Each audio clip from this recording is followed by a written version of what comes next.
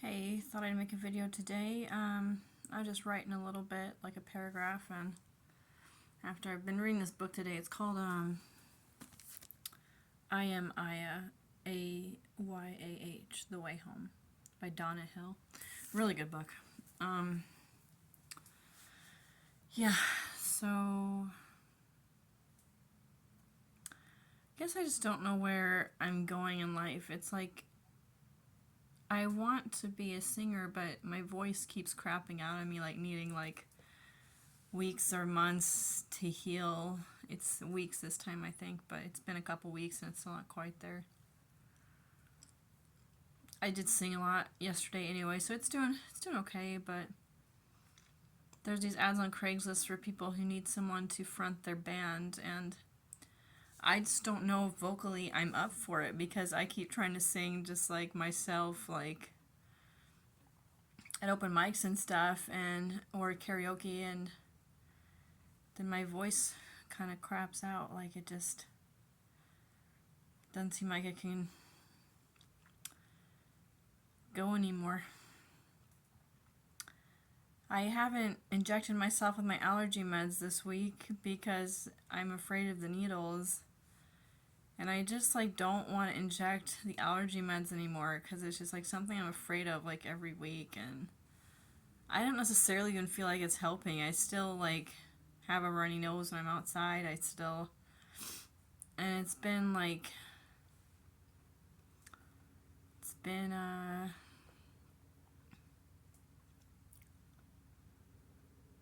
I want to say close to a year that I've been doing the allergy meds. I might be off on that, but I think so. 8 months at least. But at first I was going to the doctor's office to have them inject it for me, but that was hard too because it hurt. She was quick about it, so that helped. She's better than I am. But it hurts less when I do it, even though she's like, because she doesn't account for the place she sticks the needle, whereas I can kind of tell on my skin what's gonna hurt or not somewhat. So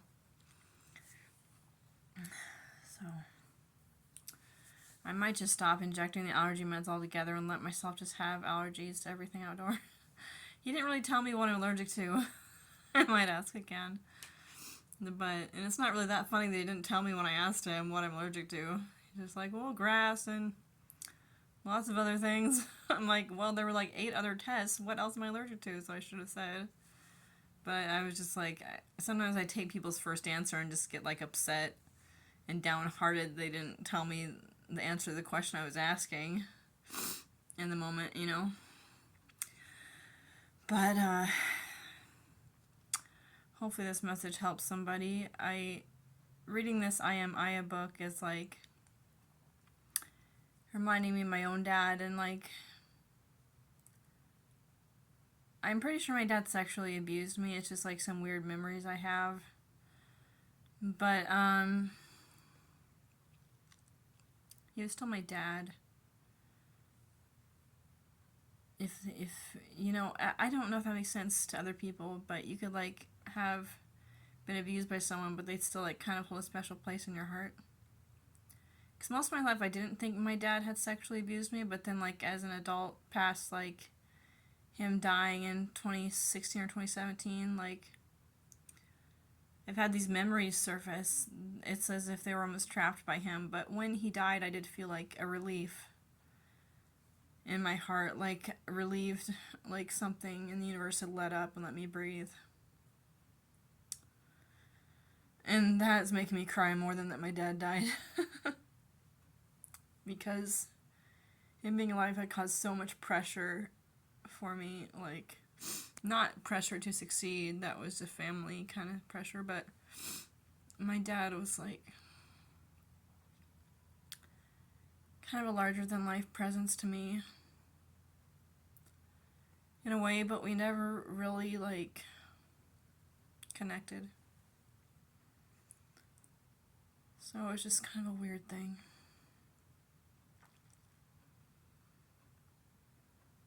So I miss that didn't happen. But how was it supposed to happen if he had abused me, which I like to deny my own memories, but I'm pretty sure that happened. Um, In this book, her dad is suffering with strokes, and that he fell. And my dad didn't fall at any point, but my dad had 3 strokes in his life as well. But I was thinking about my family today, and it's hard for me to even utter a word about them, but it's like when I got acupuncture last month, I realized that they love me, but in our interactions, that's hard for me to see. Because, my brother Oliver says I'm too sensitive and too negative in a couple of our recent interactions. And it just feels like it invalidates who I am. And, my sister, when I first got to Texas, I needed her help because I was homeless and I didn't have any money left of my SSDI because it took everything to get over here from Montana. And she let me stay with her. But she obviously didn't want me there, and that really hurt. She was just doing it out of obligation. Maybe love, but didn't feel like love. And who am I to say what her motivations were? I'm not her. But it felt very palpable that they didn't want me there. Even their daughter didn't want me there. She was 14. I'm like, what the hell did I do that I deserve to be this unwanted by people? I know I'm crying a lot lately in the videos, but I can't help it. That's what's coming out. And I keep trying to lose weight, but it's like food is all I have to look forward to. And that's only one side of it. I'm not always, just depressed and food is all I have to look forward to. But that is part of what my days are like. If I don't have food to look forward to, I gotta have strong willpower to back it. And a lot of days, I just don't feel, up to discipline. And I know people say, that's not what discipline's about. You just gotta do it. Some shit like that. And I just haven't been able to find it in me. Some days I haven't been able to fast a little bit. I'll eat breakfast and then dinner and not lunch. But it's just hard. And I don't mind being at this weight. It's just I don't like I have this back fat roll right now, which I don't like. Otherwise, I'd be fine with it. But when I weigh 60 pounds less than this, that roll isn't there. So that's why I'd like to weigh less. I could exercise more instead of eating less. But it's not like I'm eating a lot. It's just that I was for a bit there, but I'm not really right now. I don't know that I've gained weight for the past month, so that's good. I haven't weighed myself in 2 weeks, though. But I weighed myself recently, and I hadn't gained any weight. So I think I'm doing a little better than I was as far as eating. I just got really depressed after I had this, interaction with this guy. We were sleeping together, but I hadn't really wanted to sleep with him. It's just one of those things where you're in the moment and you don't want to tell the guy no. And I did kind of tell him no. I said, I don't feel like I'm up to this right now or something. He said, just be in the moment is what he said. I don't remember. That's not exactly what I said, but he said just be in the moment, and then I didn't know what else to say. I should have said, I don't want to do this right now. Maybe that would have been more clear. I thought what I said was clear enough. So then we ended up sleeping together 3 times or more. And then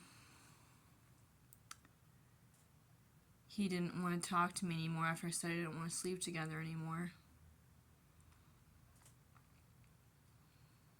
Because I never wanted to in the first place. Just once it got going. It's not that I wasn't attracted to him, because I was. That made it hard for me to say no the second and the third time, and however many times we slept together. But it really hurt having sex with him, because his dick was too big for me. and I couldn't like find a way to make it not hurt. So that was basically part of the reason that I never wanted to have sex with him, and that it hurt having sex with him were the main reasons I didn't want to have sex with him anymore. But he said he felt like I was manipulating him, and I'm leaving out a little bit of the story. But I don't want to give away some details about it, so then I started eating so much ice cream, and then I started overeating. I was at 174, and then within a couple weeks I was like 191 or something. Rings a bell. It's almost 20 pounds up from everything I was eating to deal with the depression of him just not wanting to talk to me anymore. Sorry about that. But, so that's still what I'm dealing with, is like just feeling really rejected by this guy and feeling like I'm a bad person, because he said I'm not a good person. That's what he said. When I said I'm a good person, he said I beg to differ. He said he's a good person, and he felt like he was getting messed around by me or something. He didn't say the messed around part, but that's what I'm assuming. From some other things he had said. But, I felt like it was all just kind of a misunderstanding, but it's like my heart can't shake that maybe I'm a bad person. And I don't know, if someone watches this, maybe they're gonna make fun of me or whatever for being so sensitive about it all, but like whenever a new person comes into my life, they're the only person that's in my life. I mean, I have a family, but I don't talk to them. So it's like, when someone comes into my life, it's like, I guess the all of who I am is resting on them, and it shouldn't be that way. I mean, I really like this guy, like, as a person, as a friend, and then he just doesn't want to talk to me anymore, ever. And so that really, really hurt me. If I'm not a good person, then what am I? Am I just like a bad person that thinks they're a good person? Have I always been a bad person? Because it's just like, I always run into these stupid conflicts with people, my family included, where they just like don't want to talk to me anymore. My ex-husband, my sister Melody, and I have chosen not to talk to certain other family members, but it just happened at least 3 times I can think of right now, including him. So it's like, I feel like my ex-husband was abusive, and I feel like my sisters just, we've never got along that well. Besides, the first year we were talking after childhood. We didn't talk for a long time. I have lots of siblings, so it's like, sometimes I'll try to reach out and have a relationship with one or more of them, and I don't know if that's meant to be, you know? But they're the only people in this world I can think of to call or try to reach out to if I don't have their number, try to find it or find their Facebook, or I have like 10 or 11 siblings still alive. My brother Frankie died, I think, of addiction, and my other brother hung himself in a mental institution from my dad's second marriage. I'm a product of my dad's third marriage. Me and my 2 little brothers.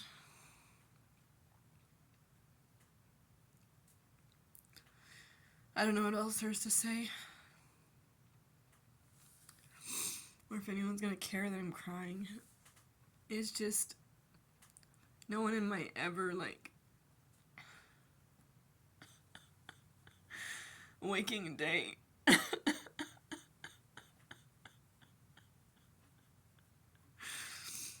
cares about me enough to say, like, are you okay?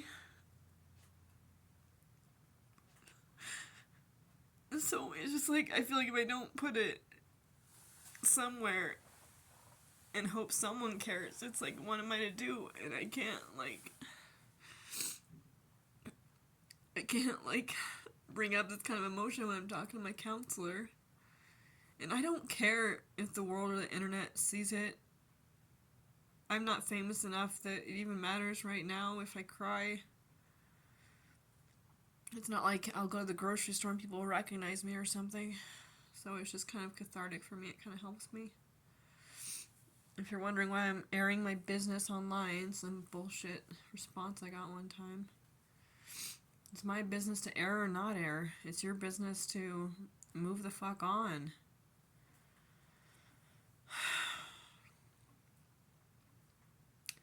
I was listening to a tarot reading earlier, and it was pretty cool. I don't remember what it was about, but it kind of helped me out.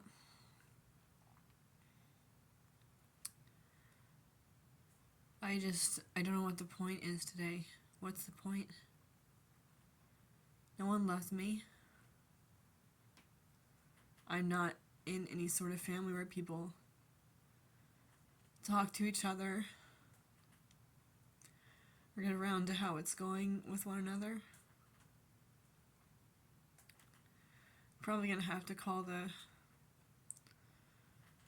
suicide hotline, even though I'm not suicidal right now, just for someone to talk to, or the local mental health hotline. I'll probably call them instead because I feel like it's easier to find someone. But I just wish I could let all the tears out so I'd feel better, but some of them feel stuck. I'm just trying to get through this so that, like, I don't have to, like, weigh so much anymore, because I don't want to be 224 pounds. That's ridiculous to me. I'm only 5'6". And yeah, my face still looks pretty, but, like, my chin has an extra chin a little bit, and like I said, I have back fat. There was this woman on the bus back a couple months ago where she just kept, like, calling me fat and pointing out different parts of my body that were fat. I think she was mentally kind of off, but, I mean, so am I, but she was, like, in a kind of unaware of other people sort of way. I just let her do it, and what was I to do? Yell at her? Then I'd be kicked off the bus.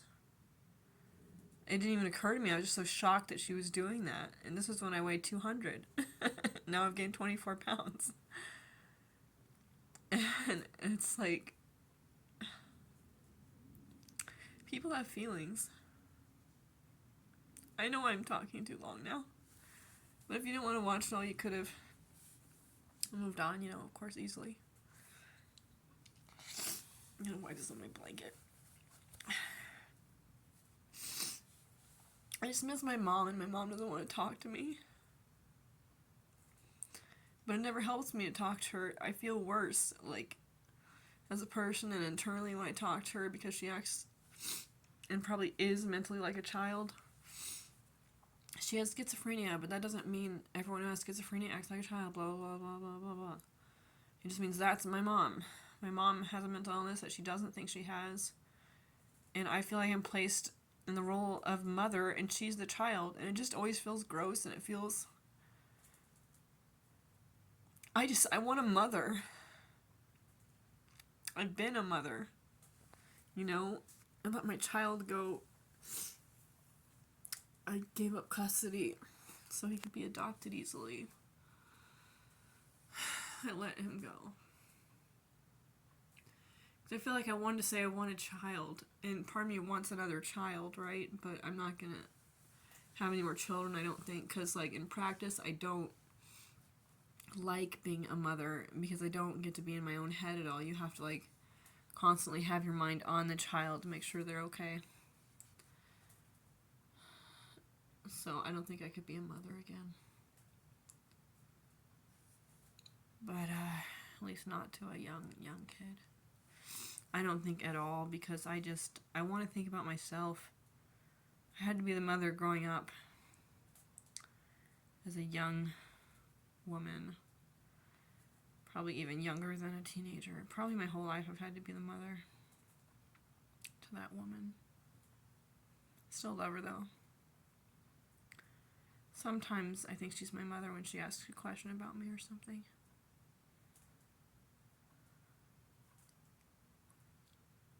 But then it's somehow like I don't feel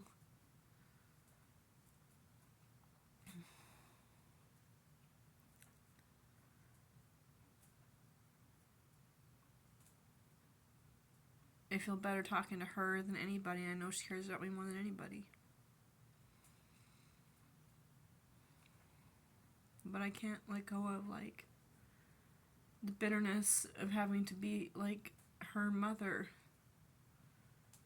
being the main one cleaning the house. My brothers didn't have to help, and I was just her little servant.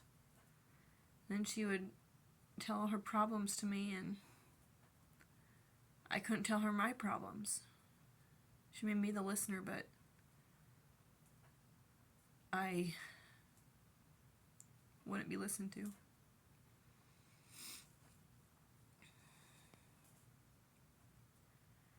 Just a weird sort of power dynamic. Makes me feel sick in my throat when I think about it, because then I'm re-experiencing it. But I think it's better that I don't talk to my mom right now. I'm just like, what if she dies at some point? She'll probably be alive a long time. She's born in 54. She's 72.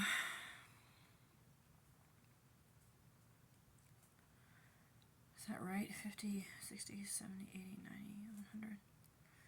Yeah, she's 72. She just turned 72. I didn't try to call her for her birthday because she's been telling the rehabilitation staff where she lives no, she doesn't want to take my calls when I call, because I didn't call her one birthday and Christmas, and there were other years where I didn't talk to her. Well, there were years where I didn't even know where she was, and she doesn't even think how that affected me, and she's never apologized. When I brought up things here and there, she'll say sorry, but she has no, like, aptitude to understand or even think about how much she's hurt me. And I feel stupid and I feel selfish for even caring.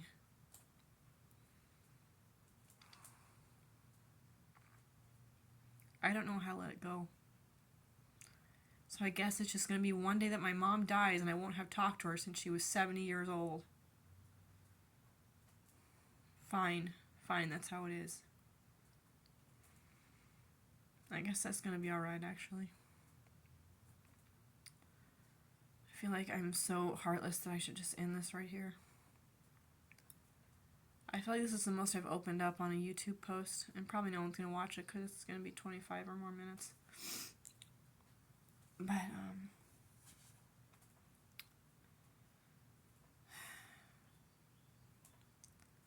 it's been cathartic getting all this out there and crying.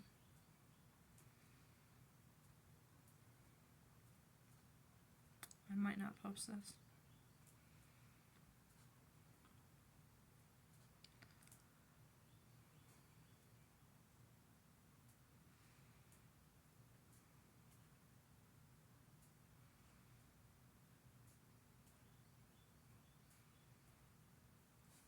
Thinking about it. Okay, bye.